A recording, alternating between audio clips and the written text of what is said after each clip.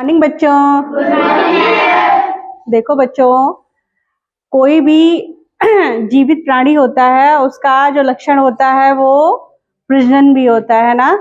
तो कोई भी जीव है उसको अपनी जो जाति है उसको बचाने के लिए प्रजनन बहुत जरूरी है। प्रजनन क्या होता है बच्चों? अपने जैसी इंसान की संतान की उत्पत्ति करना, ठीक है। इसको क्या बोलते हैं? प्रजनन, ठीक है। तो इस पाठ में हम पढ़ेंगे कि प्रजनन क्या होता है और कितने प्रकार का होता है, किस तरीके से होता है, ठीक है बच्चों।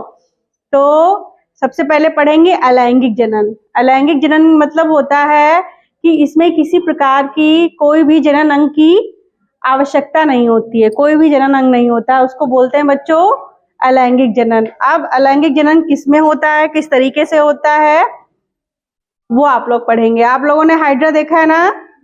इससे पहले हमने हाइड्रा में आपको बताया है कैसे ये लोग खाना खाते हैं, ठीक है। तो जो हाइड्रा होता है बच्चों, इसमें क्या होता है, किस तरीके से जनन होता है कि जो हाइड्रा होता है जब मैच्योर हो जाता है यानी परिपक्व हो जाता है, बड़ा हो जाता है, तो उसमें छोटा सा एक उभार जैसा दिखने लगता है। दिख रहा है कि नहीं दिख रहा है? अब फिर क्या होता है, धीरे धीरे वो उभार बढ़ने लगता है, इसको बोलते हैं बच्चों मुकुल, ठीक।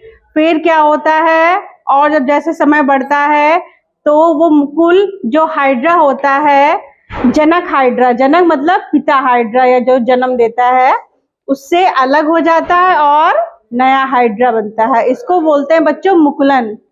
तो इस विधि से क्या होता है बच्चों, हाइड्रा में जनन होता है यानी नए संतान की उत्पत्ति होती है, ठीक है। और इसके बाद आपने अमीबा हमने आपको पढ़ाया है। अमीबा बच्चों कैसा जीव है?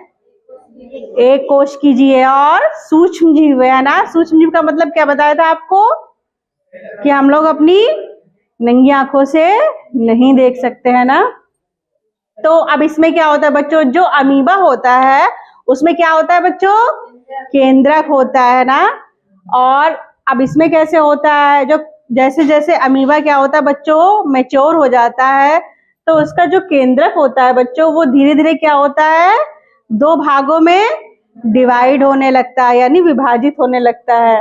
फिर धीरे धीरे क्या होता है, दो अलग अलग बनने लगते हैं लेकिन जुड़े रहते हैं, लेकिन लास्ट में क्या होता है, ये दोनों अमीबा क्या होते हैं, बिल्कुल अलग हो जाते हैं और नए अमीबा बनते हैं। इसमें क्या होता है बच्चों, जहां से उत्पत्ति होती है अमीबा की, जो मेन अमीबा होता है उसका अस्तित्व ही खत्म हो जाता है और नए अमीबा बन जाते हैं। इसको बोलते हैं बच्चों अमीबा में द्विखंडन। तो अमीबा में जो संतान की उत्पत्ति होती है, नया अमीबा बनता है, उसमें वो कैसे बनता है, द्विखंडन से, खंडन बोलते हैं उसको, ठीक है बच्चों। तो इस तरीके से क्या होता है बच्चों, अमीबा में जनन होता है।